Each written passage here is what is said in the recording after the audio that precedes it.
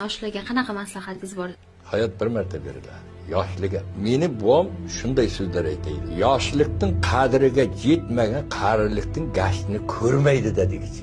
Yoshlikda sindirib qo'ymasangiz, butun teriniz yirtib tirtiq qilib qo'ymasangiz, qarilikda tayoqday yashash mumkin. Qaysi teri yirtilgan bo'lsa, shu yerdan xuddi ochiq qolgan eshikday sovuq kiradi.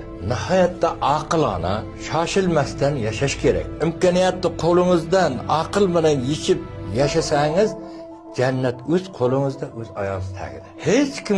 Hech kim yordam ko'rsatilmaydi. Bandaniki ko'rimni, Xudoniki to'yimni. Yosh bo'lganingizda nima qilgan bo'lardingiz? Umuman boshqa ilmlar bilan yaxshi narsalar ixtiro qilish bilan shug'ullanaman. Ikki texnikum, bir institut tugatdim. Narxozning ekonomika fakultetini tugatganman. Железнодорожный temir yo'l texnikumini tugatganman.